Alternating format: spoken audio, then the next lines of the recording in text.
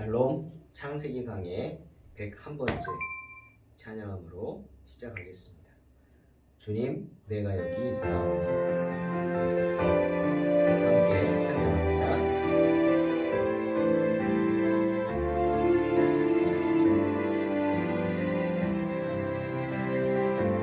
주님, 내가 여기 있사오니 나를 보내소서.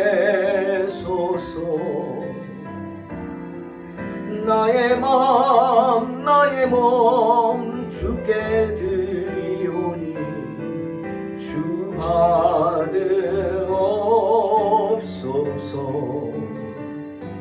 주님, 내가 여기 있사오니 나를 써주소서.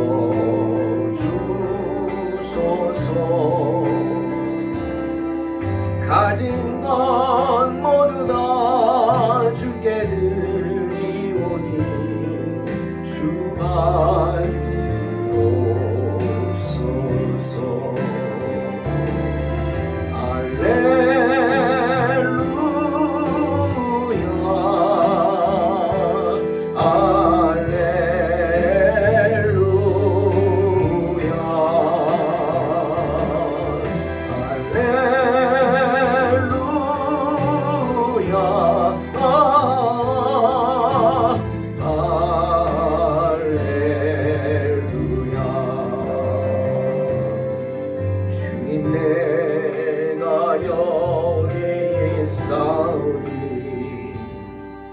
나를 보내소서. 나의 몸 주께 드리오니 주 받으옵소서.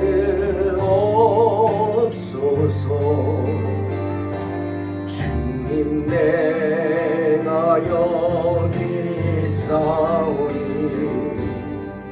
나를 써주소서.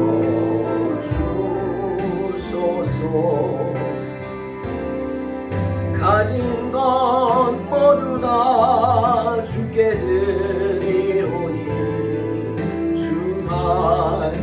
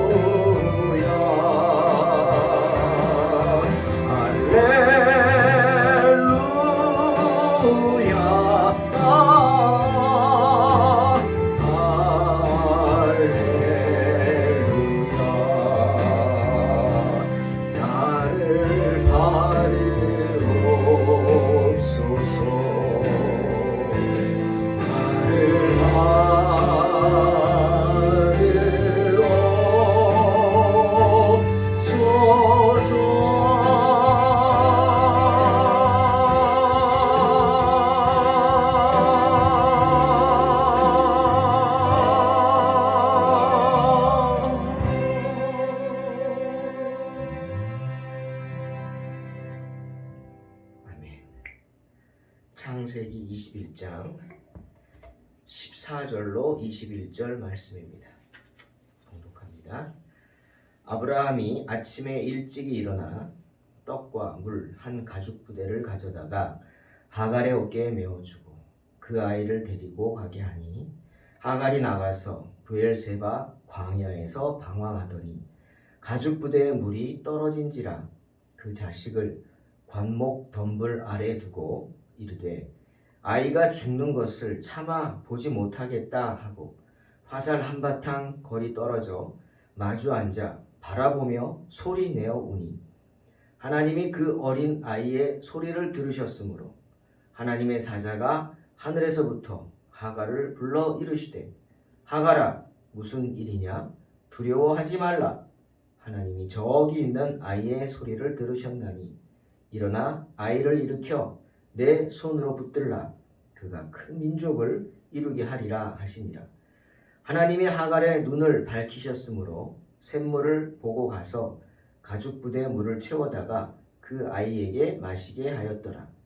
하나님이 그 아이와 함께 계심에 그가 장성하여 광야에서 거주하며 활 쏘는 자가 되었더니 그가 바란 광야에 거주할 때 그의 어머니가 그를 위하여 애굽 땅에서 아내를 얻어 주었더라. 아멘. 우리 먼저 시간에 얘기했듯이 아브라함의 아내 사라가 아브라함의 두 번째 잘못을 지적합니다. 그 두 번째 잘못이 뭐였죠? 자기가 행한 그 일에 대한 뒤처리를 제대로 하지 못한 거죠. 이스마엘을 내어 쫓지 못한 것입니다. 사라는 요구합니다. 이스마엘은 내어 쫓아야 된다. 약속의 자녀가 아니기 때문이다. 그러니 더 이상 미적되지 말라. 아브라함이 미적됐죠. 그래서 집안에 더 이상 분란을 일으키지 말라. 소리 높여 요구합니다. 사라의 판단은 옳았습니다. 하나님은 사라의 편을 들어주셨습니다. 아브라함에게 말씀하십니다. 불신의 자녀인 이스마엘 내어 쫓기를 망설이지 말라. 하지만 아브라함의 마음은 얼마나 아팠겠습니까?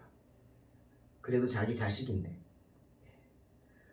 내가 말씀에 불순종해서 하갈을 취해 낳은 아들이지만 내 아들입니다. 마음 아프죠? 하나님은 그런 아브라함의 마음도 어루만져 주십니다. 아멘. 때문에 그 마음을 아신 주님이 아브라함에게 그리고 이스마엘에게 자비를 베풀어 주시죠. 13절에 그러나 여종의 아들도 내 씨니 내가 그로 한 민족을 이루게 하리라. 축복입니다. 하지만 더 이상 주저하지 말고 내어 쫓으라. 결정에는 변함이 없죠. 오늘 그 이야기입니다. 하갈과 이스마엘은 물 한 포대만 걸친 채 쫓겨납니다. 아브라함이 물 한 가죽 부대만 짊어주고 내쫓습니다. 그것도 광야로 내쫓습니다. 여러분, 어떤 마을이 아니고 광야입니다. 광야가 어떤 곳입니까? 황량한 곳이죠. 풀 한 폭이 없고 제대로 된 나무 한 그루도 없습니다.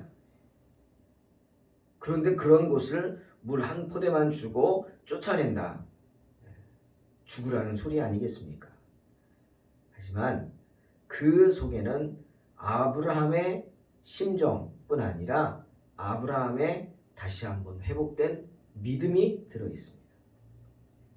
아브라함은 믿었죠. 하나님 뭐라 그랬다고요? 13절에 여종의 아들도 내 씨라 그랬습니다. 그래서 그로 큰 민족을 이루게 하리라. 주님 말씀하셨습니다. 아브라함은 다시 한번 그 말씀을 믿은 겁니다. 창세기 15장에서 하나님이 너의 자녀가 하늘의 별처럼 많아질 것이다 했을 때 믿었죠. 하나님이 아브라함이 이를 믿으니 하나님이 이를 그의 의로 여기셨다 말씀하셨어요. 다시 한번 그 믿음을 회복한 것입니다.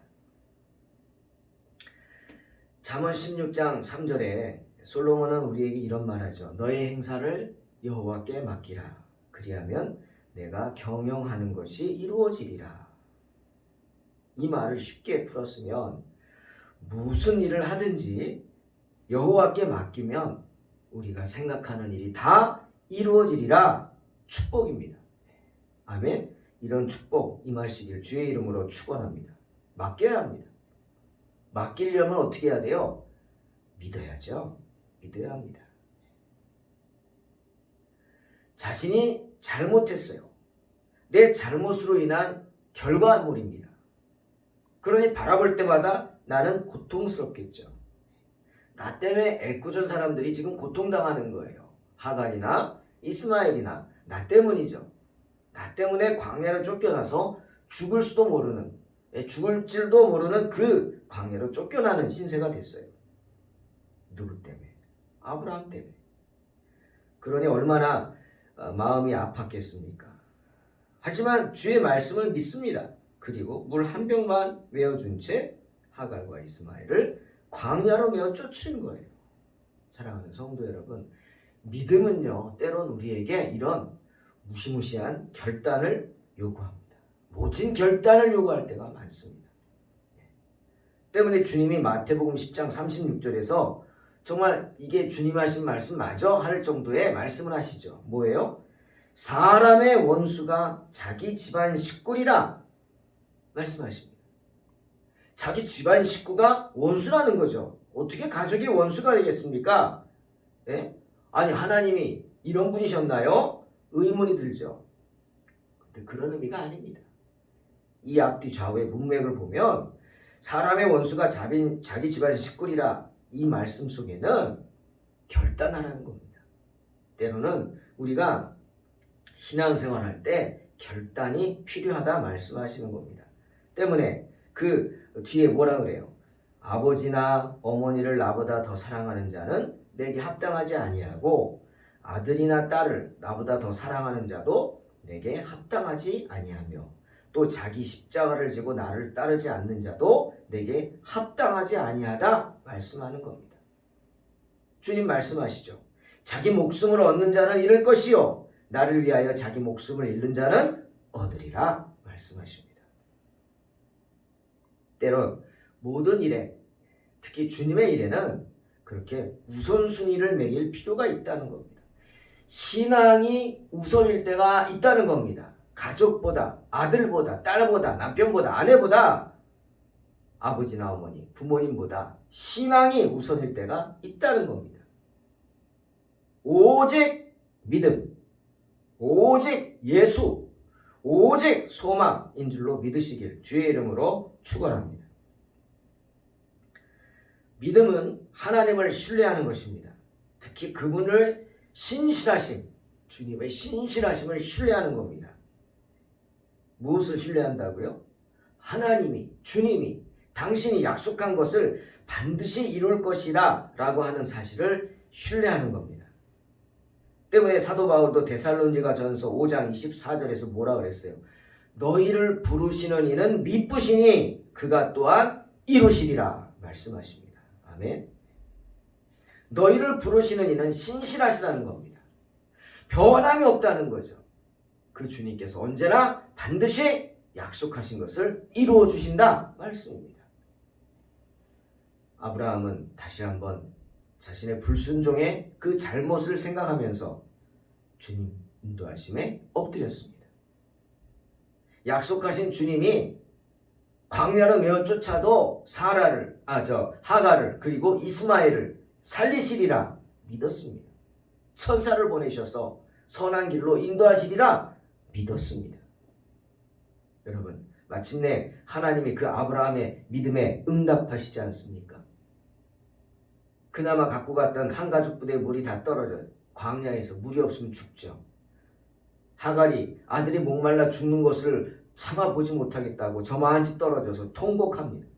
어미의 눈물이죠. 하나님이 그 어미의 눈물을 보지 않으시겠습니까? 그 하갈의 울음소리를 듣지 않으시겠습니까?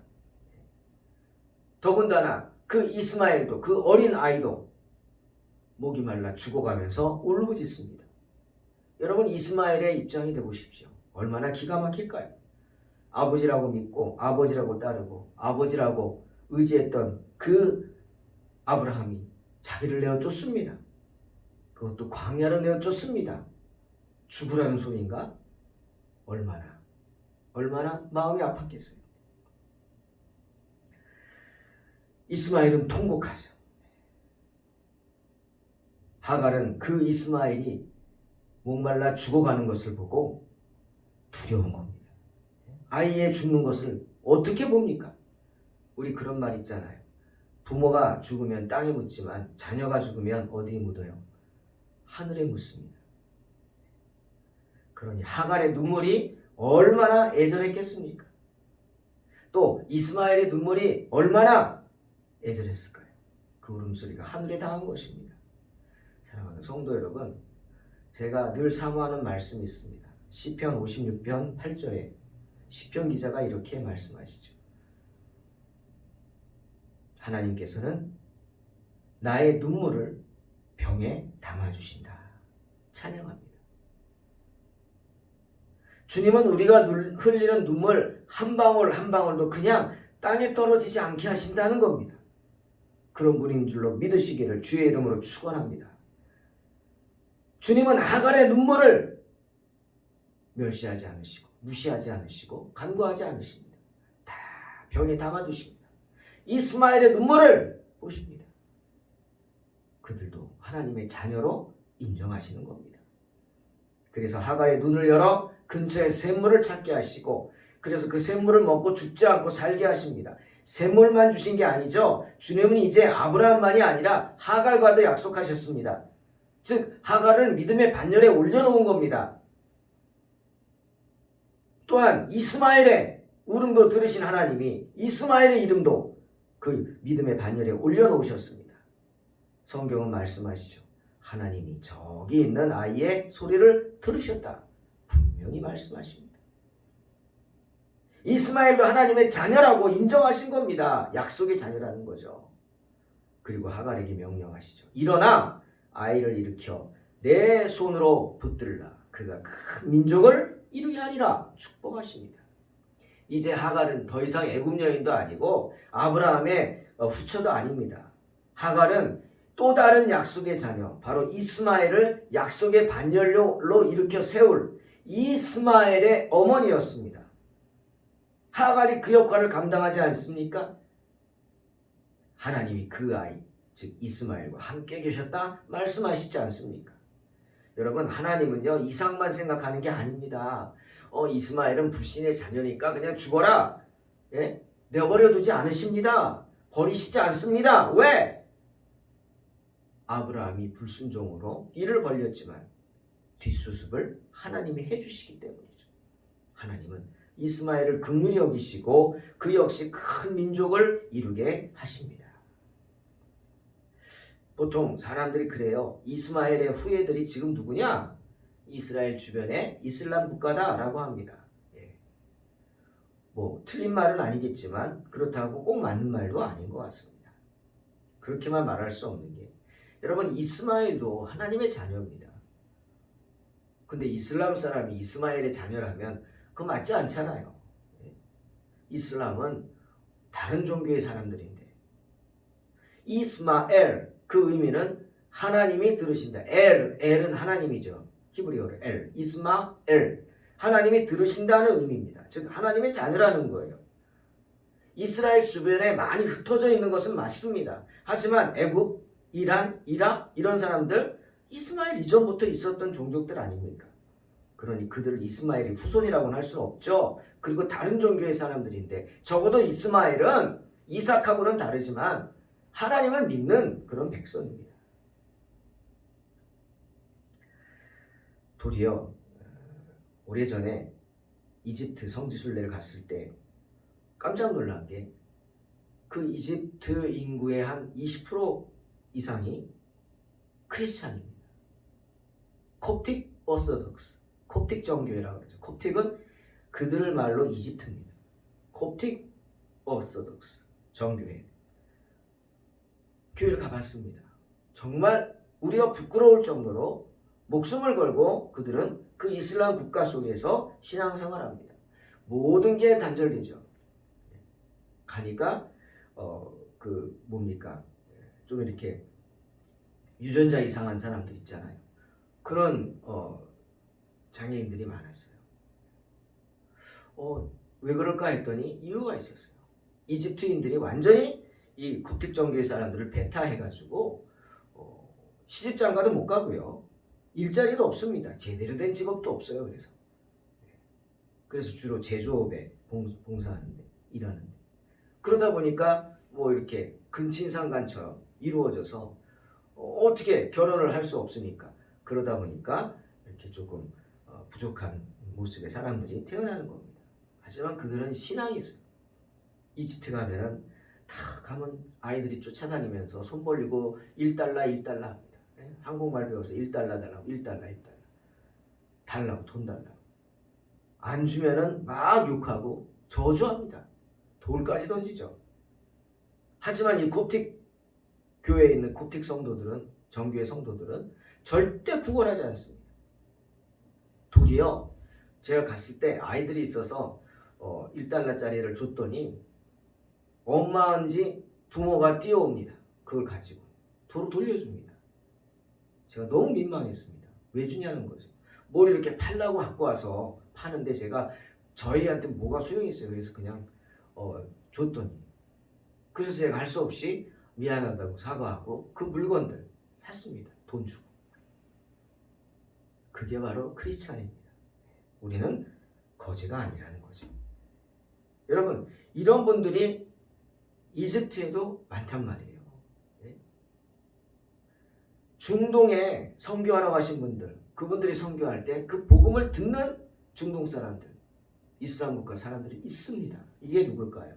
저는 그런 분들이 바로 이스마엘의 후예가 아닐까 생각해 봅니다. 주님도 애굽으로 피난을 가셨잖아요. 왜 애굽으로 피난을 가셨을까요? 다른 데도 많은데, 그리고 그 애굽에 가서 계시다가 오셨잖아요. 그 애굽에 피난 갔을 때 그곳에 교회가 세워졌고, 그것이 예수님 피난교회고, 그 예수님 피난교회를 중심으로 수많은 크리스찬들이, 콥틱 정교회 성도들이 있는 것입니다. 아마 주님도 그들을 이스마엘의 후손으로 인정했기 때문에 하나님의 은혜의 손길을 뻗친 게 아닌가, 그런 생각을 해봅니다. 사랑하는 성도 여러분, 아브라함의 불신앙의 결과 태어나게 된 이스마엘도, 그리고 애굽 여인 하갈도 주님은 불쌍히 여기십니다. 그리고 거두어 주십니다. 하갈과 이스마엘은 비록 인간의 연약함으로 인해서 아브라함의 죄 때문에 무리에서 쫓겨났지만, 맞죠, 약속의 자녀로 인정받을 수 없기에 같이 있을 수 없다 쫓아냈지만 하나님은 거두어 주셨습니다. 그리고 그들을 위한 별도의 특별한 계획도 가지고 계셨습니다. 하물며 저와 여러분에게 하나님의 특별한 계획이 없으시겠습니까? 매일 눈물의 기도로 하나님께 매달리는 저와 여러분에게 하나님이 그냥 무관심하시겠습니까? 그냥 세상 가운데 버려두시겠습니까? 바울은 데살로니가전서 5장 23절에서 이렇게 축복합니다.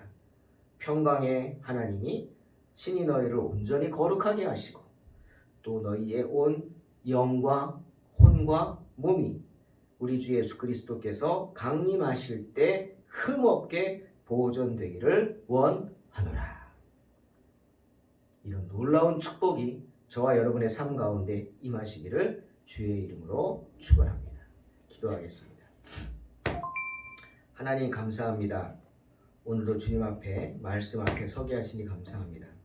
이스마엘과 하갈을 불쌍히 여기신 주님, 부족한 저희들도 불쌍히 여겨주셔서 주님의 은혜 가운데 거하게 하실 줄로 믿습니다. 하나님, 언제나 주님을 떠나지 않고 주의 품에 안겨 주님 믿음으로 승리하는 삶을 살게 하여 주시옵소서. 예수님의 이름으로 기도하옵나이다. 아멘. 믿음으로 승리하시옵소서. 주님, 내가 여기 있사오니 나를 보내소서.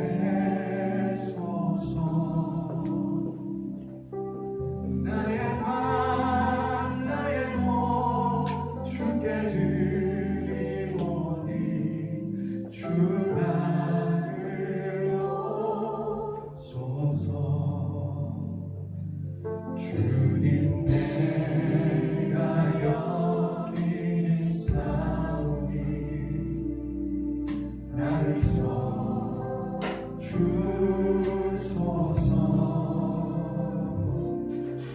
가진 것